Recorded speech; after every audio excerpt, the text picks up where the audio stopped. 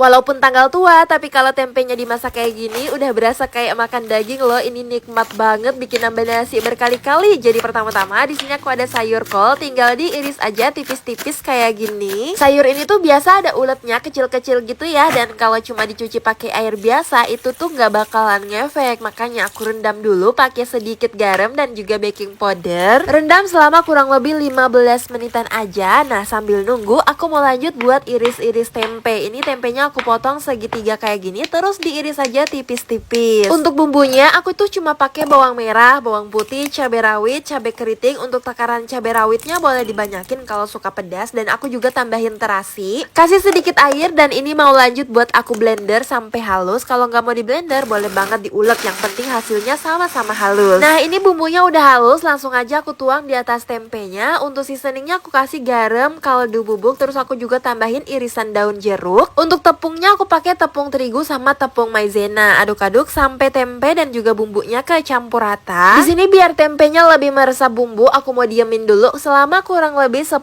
menitan. Biar nggak bengong nungguin, aku masukin aja telur di dalam sebuah wajan. Terus ini aku orak-arik. Kalau telurnya udah matang dan ngeset kayak gini, pinggirin ke sisi wajan. Terus aku masukin bawang merah, bawang putih, cabai keriting yang udah diiris-iris. Tumis aja sampai bawangnya layu dan juga wangi. Nah, kalau udah tinggal masukin aja sayur kol yang udah diiris-iris tadi. Jangan lupa dicuci bersih dulu ya setelah direndam pakai air garam. Aku juga tambahin seasoning, ada garam, kaldu bubuk, merica bubuk, sedikit gula, sama saus tiram. Nah, ini tinggal diaduk-aduk aja sampai kecampur rata dan juga mateng. Kalau masak sayur sawi nggak perlu ditambahin air sama sekali ya, soalnya sayur ini tuh udah mengandung banyak air. Nggak ditambahin air juga udah bakalan ngeluarin air yang super banyak. Dan paling terakhir aku tambahin potongan daun bawang, aduk-aduk sampai kecampur rata. Kalau udah tinggalin aja dulu, dan lanjut aku mau ngegoreng tempe yang udah dibumbuin tadi. Goreng aja di dalam minyak yang udah bener-bener panas. Aku pakai minyaknya yang banyak biar nanti hasilnya lebih garing dan juga crispy. Supaya tempe goreng ini garing dan renyahnya tahan lama. Jadi setelah digoreng diangkat dulu, tiriskan, dan lanjut digoreng lagi. Jadi ini tuh teknik 2